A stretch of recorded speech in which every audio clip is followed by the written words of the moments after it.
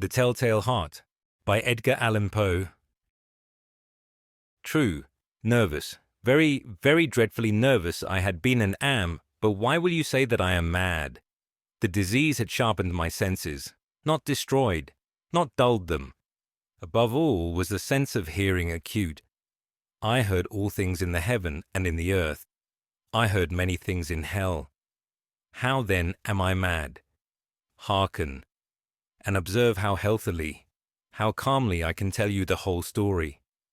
It is impossible to say how first the idea entered my brain, but once conceived, it haunted me day and night. Object there was none. Passion there was none. I loved the old man. He had never wronged me. He had never given me insult. For his gold I had no desire. I think it was his eye. Yes, it was this. One of his eyes resembled that of a vulture, a pale blue eye, with a film over it. Whenever it fell upon me, my blood ran cold, and so by degrees, very gradually, I made up my mind to take the life of the old man, and thus rid myself of the eye forever. Now this is the point. You fancy me mad. Madmen know nothing, but you should have seen me. You should have seen how wisely I proceeded, with what caution, with what foresight, with what dissimulation I went to work. I was never kinder to the old man than during the whole week before I killed him. And every night, about midnight, I turned the latch of his door and opened it, oh so gently. And then, when I had made an opening sufficient for my head, I put in a dark lantern, all closed, so that no light shone out, and then I thrust in my head. Oh, you would have laughed to see how cunningly I thrust it in. I moved it slowly, very, very slowly, so that I might not disturb the old man's sleep. It took me an hour to place my whole head within the opening so far that I could see him as he lay upon his bed. Ha! Would a madman have been so wise as this? And then, when my head was well in the room, I undid the lantern cautiously, oh so cautiously, for the hinges creaked. I undid it just so much that a single thin ray fell upon the vulture eye. And this I did for 7 long nights, every night just at midnight. But I found the eye always closed, and so it was impossible to do the work. For it was not the old man who vexed me, but his evil eye. And every morning when the day broke, I went boldly into the chamber, and spoke courageously to him, calling him by name in a hearty tone, and inquiring how he had passed the night. So you see he would have been a very profound old man, indeed, to suspect that every night, just at 12, I looked in upon him while he slept. Upon the 8th night I was more than usually cautious in opening the door. A watch's minute hand moves more quickly than did mine. Never before that night had I felt the extent of my own powers, of my sagacity. I could scarcely contain my feelings of triumph. To think that there I was, opening the door, little by little, and he not even to dream of my secret deeds or thoughts. I fairly chuckled at the idea, and perhaps he heard me, for he moved on the bed suddenly, as if startled. Now you may think that I drew back, but no. His room was as black as pitch with a thick darkness, for the shutters were close fastened, through fear of robbers. And so I knew that he could not see the opening of the door, and I kept pushing it on steadily. I had my head in, and was about to open the lantern, when my thumb slipped upon the tin fastening, and the old man sprang up in the bed, crying out, "Who's there?" I kept quite still, and said nothing. For a whole hour I did not move a muscle, and in the meantime I did not hear him lie down. He was still sitting up in the bed listening, just as I have done, night after night, hearkening to the death watches in the wall. Presently I heard a slight groan, and I knew it was the groan of mortal terror. It was not a groan of pain or of grief. Oh no, it was the low stifled sound that arises from the bottom of the soul when overcharged with awe. I knew the sound well. Many a night, just at midnight, when all the world slept, it has welled up from my own bosom, deepening, with its dreadful echo, the terrors that distracted me. I say I knew it well. I knew what the old man felt and pitied him, although I chuckled at heart. I knew that he had been lying awake ever since the first slight noise, when he had turned in the bed. His fears had been ever since growing upon him. He had been trying to fancy them causeless, but could not. He had been saying to himself, "It is nothing but the wind in the chimney. It is only a mouse crossing the floor, or it is merely a cricket which has made a single chirp." Yes, he has been trying to comfort himself with these suppositions, but he had found all in vain, because death, in approaching him, had stalked with his black shadow before him and enveloped the victim.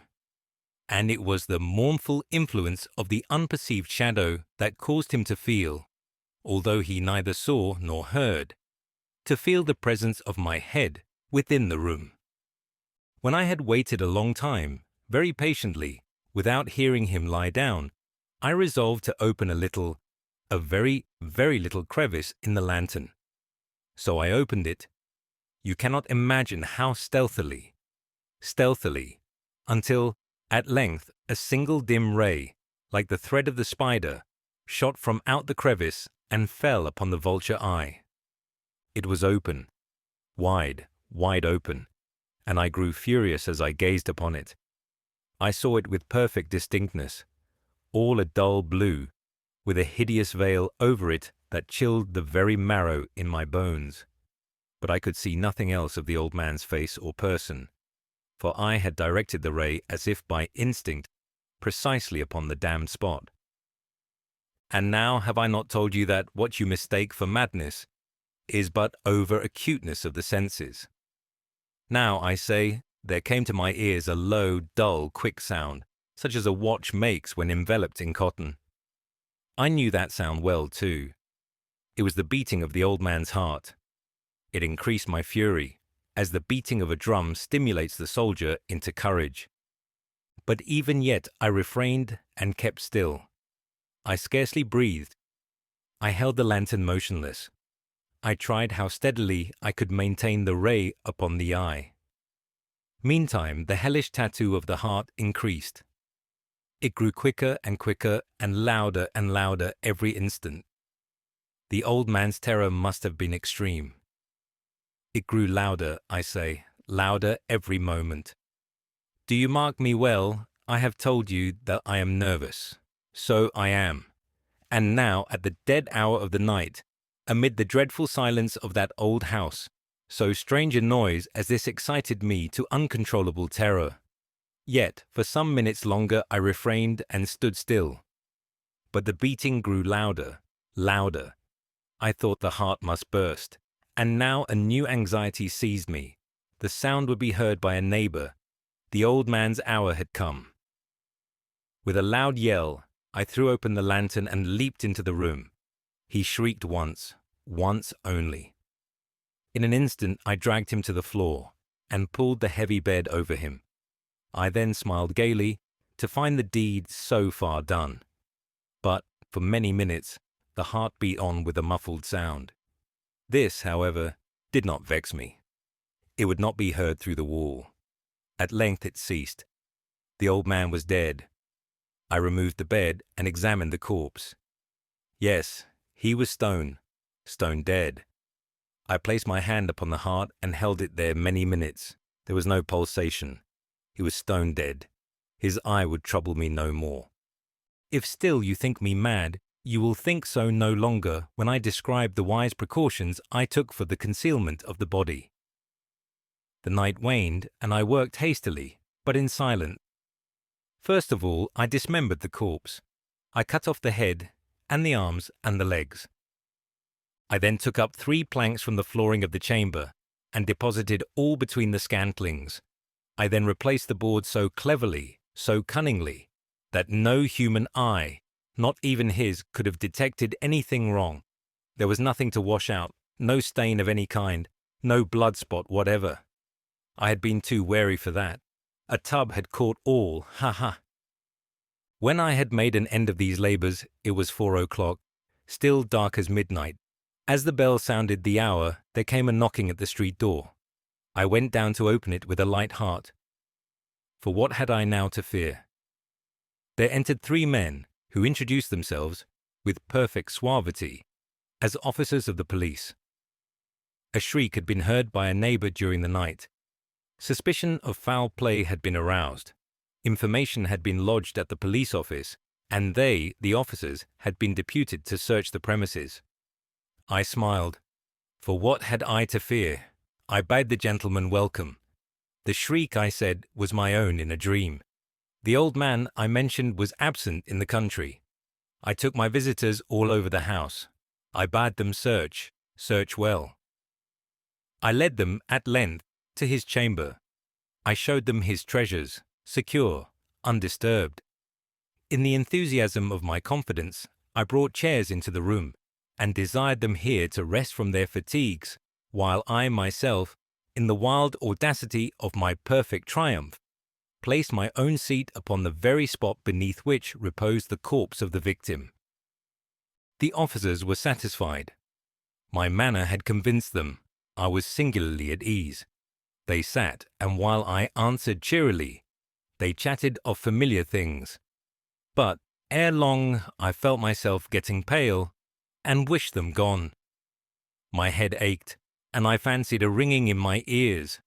But still they sat and still chatted. The ringing became more distinct. It continued and became more distinct. I talked more freely to get rid of the feeling.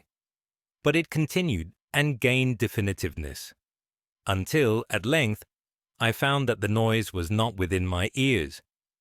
No doubt I now grew very pale, but I talked more fluently and with a heightened voice, yet the sound increased. And what could I do? It was a low, dull, quick sound, much such a sound as a watch makes when enveloped in cotton. I gasped for breath, and yet the officers heard it not. I talked more quickly, more vehemently, but the noise steadily increased. I arose and argued about trifles, in a high key and with violent gesticulations, but the noise steadily increased. Why would they not be gone? I paced the floor to and fro with heavy strides, as if excited to fury by the observations of the men, but the noise steadily increased. Oh God, what could I do? I foamed, I raved, I swore. I swung the chair upon which I had been sitting and grated it upon the boards, but the noise arose over all and continually increased. It grew louder, louder, louder, and still the men chatted pleasantly and smiled. Was it possible they heard not? Almighty God! No, no, they heard. They suspected. They knew. They were making a mockery of my horror. This I thought, and this I think. But anything was better than this agony. Anything was more tolerable than this derision. I could bear those hypocritical smiles no longer. I felt that I must scream or die. And now, again, hark, louder, louder, louder, louder. Villains, I shrieked, dissemble no more. I admit the deed. Tear up the planks. Here, here. It is the beating of his hideous heart.